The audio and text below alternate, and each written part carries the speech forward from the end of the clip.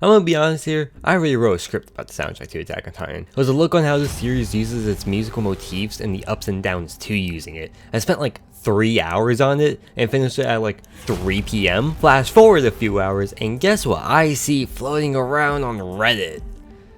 The fourth and final season of Attack on Titan soundtrack with a track list, release date, and snippets of audio. So you know people were just discussing, hey, when was this used? When was that used? Oh my gosh, this sounds amazing. Oh, so here I am, 7 p.m. rewriting my Attack on Titan soundtrack script. This sucks. In all honesty though, I don't know how long I've been waiting for this. Like, I think I've been wanting this since I started reading the manga, and it's everything I've hoped for. Like, you know the soundtrack's good when you can hear it, get goosebumps, because you can just envision the entire scene, start to finish from it. Like, this happened for me specifically on The Other Side of the Sea in The Fall of Marley, because those episodes, oh my gosh, those episodes. What I found really shocking though when I listened to this for the first time is that I think I prefer this over Sawano soundtrack albums. Now, that may be a hot take, I don't know, but don't get me wrong, the 3 tracks on this that are by Hiroyuki Sawano sound amazing. Like, incredible. It sounds like Attack on Titan. But you know I'm also pulling up Blasting Liberio Festival all day. Like, every day.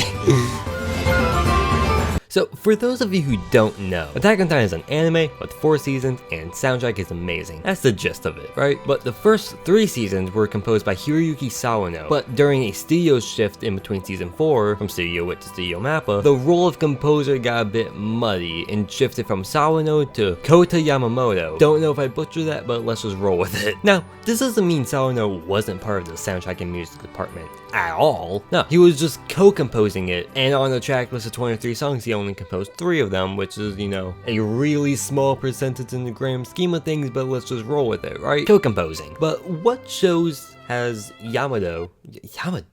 Jesus. What shows have Yamamoto composed for? That's the big question, right? When you get a new composer, it's like, oh, you know, what's their catalog? What's all this? And well, yeah, it's my anime list page. It's not a big catalog, but the ones most notable, at least to me, are Blue Exorcist in the 3rd season of Kingdom. He's also doing 86, which I hear is an underrated gem this season, but I have not seen it, so do not trust me on that one. I do not know what I'm talking about. Looking at Sawano's, I'm realizing that he also co-composed Blue Exorcist in Kingdom and 86, so that's cool. They have experience working with each other, so woo! But now let's talk music, right? Listening to this for the first time, it didn't sound much different from Sawano's albums. And then the Sawano tracks came in and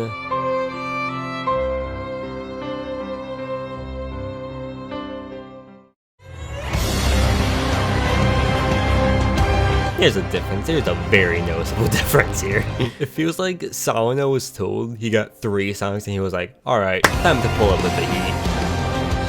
I don't know why Yamamoto stuff is just hitting me different. Like, I don't know. At times it kind of sounds like he's trying to mimic Sawano's like aggressive style, like on the track Splinter Wolf.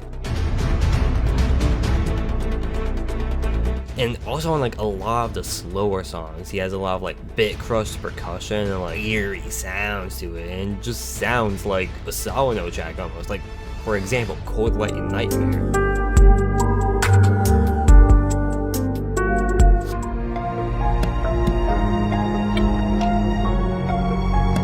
Truly does sound like he's trying to mimic Sawano's style, but there's like a different aura like to it. It's similar, but it's different. Like, I don't know how to describe it, but I think I like it better. This is brilliant, but I like this.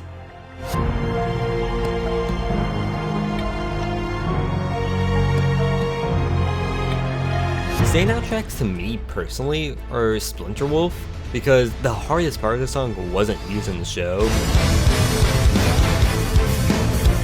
It was immediately followed by mid-roll card.